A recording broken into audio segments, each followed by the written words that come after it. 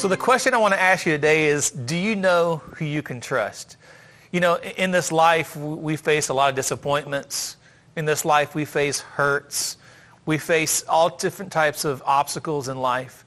And every time you're hurt, every time you've been wounded, it can impact how much you trust the person the next time. I forget, like years ago, I'd actually forgotten about this, but years ago when I was in high school, there was this guy that kind of made a sexual advance on me, and although I was successful in fighting him off, I felt like that maybe I had just dismissed it. But what happened was, because I was violated, and because I was hurt and wounded, and because someone had taken advantage of me, what happened after that was I ended up hurting a lot of other people, and it also hindered how much I trusted other people.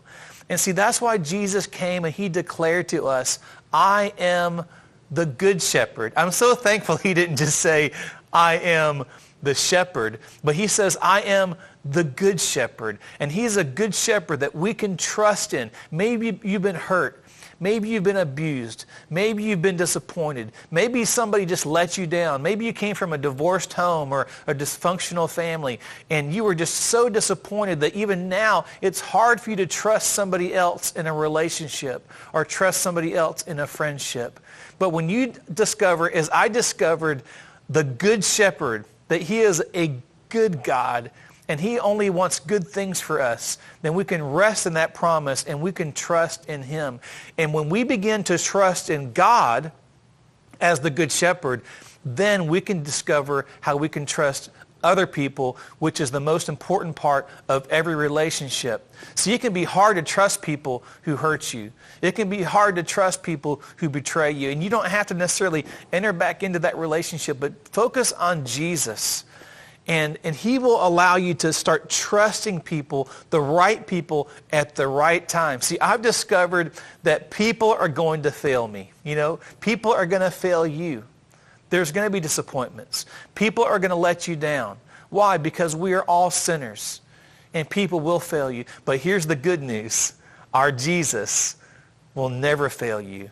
The good shepherd will never let you down. Our God is a God who will never leave you, and he'll never forsake you. He is our good shepherd. So a question is, do you need power? In other words, have you ever felt powerless? Maybe right now you just feel like, I just don't have the power. I don't have the strength. I don't feel like I have the energy to keep going on. I'll never forget one time, I actually share this story in the book, and we had just moved into a new house. It was a small house, but it was new. We were so excited. It happened to be like New Year's Day, January 1st. And if you're a football fan, you know on New Year's Day, it's bowl day. I mean, especially at that time, like all the big bowl games were on that day. And so our number one priority was, or at least my priority, was to get the TV hooked up. So we're moving all the stuff in there. And I thought, well, I'll turn the TV on while we're unloading all the furniture and everything into the house. So we plug in the TV, turn it on, and like there's nothing. Of course, like panic sets in. What are we going to do? Like I can't get the TV to turn on. We tried everything. I even I found one place that was open, and I took the TV to this TV repair shop. And I gave it to them. I said, something's wrong with my television. It's fairly new. I don't know what's going on. And so they plugged it in. They looked it over and said, there's nothing wrong with this. And they were actually kind of chuckling a little bit. I said, I was kind of embarrassed, but I took the TV back and took it back home, plugged it in again, still nothing.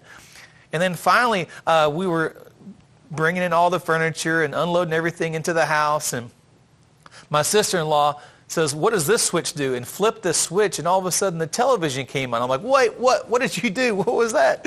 And she said, all I did was flip this switch. And what I didn't realize was I was just one switch away from experiencing power. And really in life today, a lot of us, we're just one switch away. And you know what that switch is? It's understanding the declaration that Jesus gave to us when he says, I am the resurrection and the life. I love this declaration because of God and because of Jesus, we can experience the power of his resurrection. And we can understand what life is all about. See, our God has all the power that we could ever need. So if you feel weak right now, you feel like that you can't go on one more week, one more day, even one more hour, he will give us all the power we need. I love the song that says that, Jesus, I need you. Every moment I need you. You know, God never takes a day off. I mean, he's always willing and ready for us to give us his power. See, here's the amazing thought. Is our Savior, he rose from the grave on the third day. And that same power that Jesus displayed when he rose from the grave is available to you and to me today. Think about that kind of power. The root word for power is dunamis, which is the word we get dynamite from. We're talking about dynamite power that was displayed when Jesus rose from the grave, when that stone was turned away. That power is available for you today, for your life, for your marriage, for your relationships, for your friendships, and most importantly, for your future. Our God is an amazing God. He's a powerful God. And he can help resurrect things in your life that feel dead and dormant and bring life back to them, because that's the kind of God that we have.